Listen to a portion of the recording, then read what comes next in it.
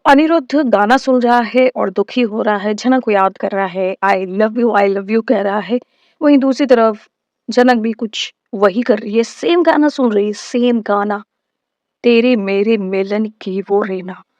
बच्चन साहब जब शादी के पहले जया भादुड़ी के साथ उन्होंने गाना शूट किया था, एक मूवी थी, उस मूवी का गाना है ये। आपको नाम याद हो तो मूवी कमेंट सेक्शन में बताना। वो गाना सुन के दोनों दुखी हो रहे हैं, याद कर रहे हैं, वो मोमेंट्स जी रहे हैं कुछ देर के लिए, बट वो रियलाइज कर रहे हैं कि नहीं, हम दोनों के रास्ते अलग हैं, हमें अलग अलग अपनी जिंदगी जीनी है। और अनिरुद्ध यादों के सागर में डूब चुका है, वो बहुत उसको याद कर रहा है, वो रो रहा है। और ये सीन बड़ा अटपटा सा लग रहा है क्योंकि जब अनिरुद्ध अर्शी से शादी कर रहा था तब एक गुस्से में था। तब जनक मुंबई में डांस कर रही थी, तब उसको अनिरुद्ध की याद नहीं आ रही थी।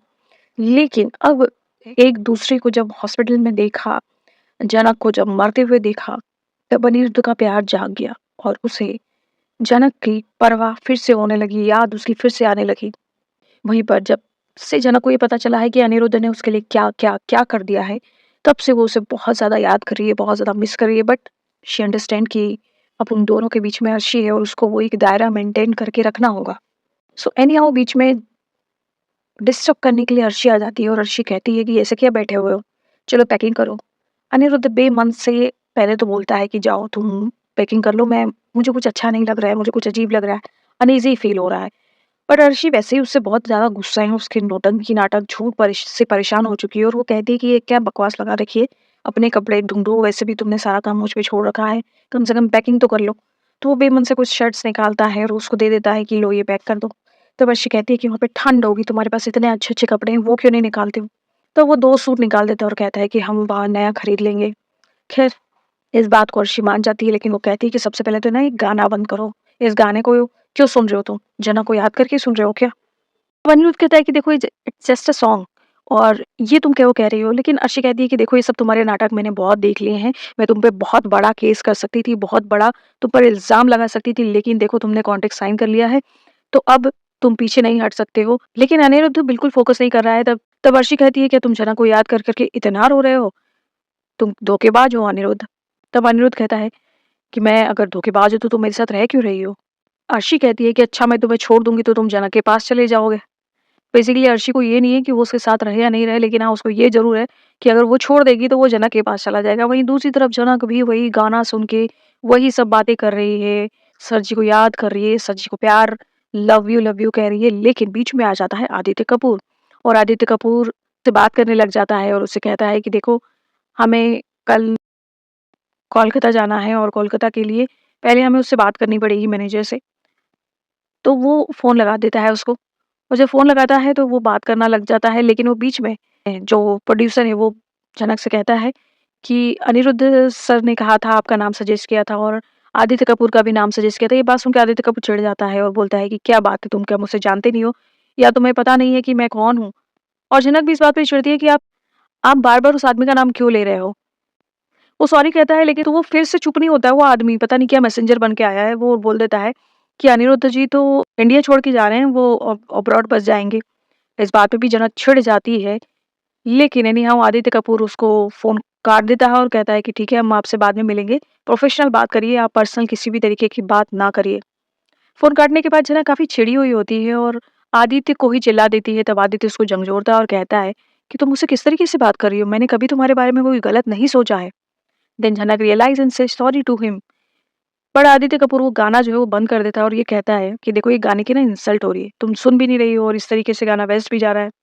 और जनक को कहता है कि देखो हमें परसों जाना है कोलकाता, हम कोलकाता जाएँगे, काम करेंगे और वापस आ जाएँगे। लेकिन अब जनक के दिलो-दिमाग में तो ये चल रहा है कि अनिरुद्ध इंडिया छोड़ के जा रहा है, यूके में बस जाएगा। और वहीं दूसरी तरफ एक सीन और चल रहा है कि बड़ो माँ धामी छोटन और मीनू की टाँग खींच रही हैं और मज़ाक-मज़ाक में उसे कह रही हैं कि अरे तुमने शादी के लिए हाँ कर दी, लेकिन अब लड़की तो है नहीं, अब लड़की कहाँ से लेके आएँ? वहीं मीनू की भी टाँग खींचती हुई नज़र आती है और थोड़ा इन्होंने सीन इसको लंबा खींच दिया है। दामी ये भी कहती हैं कि देखो अभी घर में अप्पू है और लालून है, तो अप्पू को भी तैयार करना है। सम टाइम एडिटिंग में कुछ इश्यू हो जाता होगा, क्योंकि दूसरे सीन में अप्पू को उसके घर में दिखाया जा रहा है, फ्रॉक पहन के बैठी है वो, अपने ससुराल में वो लॉलन से बात कर रही है। इतने में उसका कोई रिश्तेदार आ जाते हैं, फिर काजोल आती है, वो सीन चलता है, लेकिन यहाँ पर धामी उसी चीज़ पे अटकी हुई हैं। मे बी एडिटिंग प्रॉब्लम, खैर वो तो होता रहता है, लेकिन फिर धामी और बड़ो माँ काफ़ी टाँग खींचती हैं छोटौन की, छोटौन हाँ बोल देता है कि नहीं मुझे मीनू से शादी करनी है। वहीं मीनू की टाँग खींची जाती है कि मीनू तो अब शादी करने से मना कर चुकी है। काफ़ी अच्छा सीन है वो और देख के बड़ा मज़ा आता है। और कट टू वहाँ पर कल का प्रोमो दिखा दिया जाता है कि जहाँ पर जनक अनिरुद्ध को ऑपरेशन थिएटर में ले जाते हुए दिखाई देती है और साथ में छोटौन भी हो जनक छोटौन से कहती है कि हमें किसी भी हालत में सर जी को बचाना ही होगा और साथ ही साथ छोटौन घरवालों को फ़ोन लगा के भी इन्फॉर्म करता है।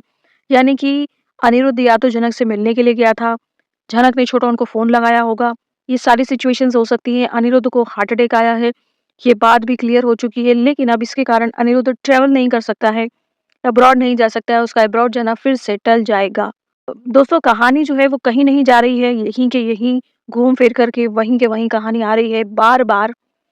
आपको क्या लगता है, आप क्या एक्सपेक्ट कर रहे थे स्टोरी से? क्योंकि अर्शी अनिरुद्ध को छोड़ेगी नहीं, झनक अनिरुद्ध के पास जा नहीं सकती है, चली भी गई तो घरवाले उसको रहने नहीं देंगे उसके साथ में। साथ ही साथ दूसरी तरफ लालू और उसके फैमिली वाले भी शुभो का साम्राज्य को हिलाने की कोशिश कर रहे हैं क्योंकि अभी एक बात क्लियर होती हुई नज़र आ रही है कि जो जिस ज़मीन पर वो लोग रह रहे हैं और उन्होंने इतना बड़ा साम्राज्य बनाया हुआ है, ज़मीन एक्चुअली वो लॉलोन की है। लॉलन के फादर थे और इन्होंने कंपनी शुरू करी थी। उस कंपनी में पार्टनर था शुभो और ज़्यादा-सा शेयर जो था वो लॉलन के फादर का था। लॉलन के father as a boss lead कर रहे थे और यही बात शुभो को अच्छी नहीं लगी और शुभो ने चाल चल के लॉलन के फादर को रास्ते से ही हटा दिया। वो आने वाले दिनों में पता चलेगा, लेकिन फिलहाल जो ये हार्ट अटैक का ड्रामा है, इसे हमें झेलना होगा कुछ दिनों तक। आपको क्या लगता है क्या होने वाला है आगे? Please comment below. वीडियो अच्छा लगा हो तो लाइक कर देना, चैनल अभी तक सब्सक्राइब नहीं किया हो तो प्लीज़ सब्सक्राइब कर देना। जो मेरे सब्सक्राइबर्स हैं, जो मेरे दोस्त हैं, जो मैसेज करते हैं, उनके लिए तहे दिल से शुक्रिया। आप लोगों के जो कमेंट होते हैं वो वाक़ई में मोटिवेट करते हैं रोज़ काम करने के लिए, रोज़ वीडियो डालने के लिए। So thank you so much guys, thank you so much. तहे दिल से शुक्रिया। Thank you so much.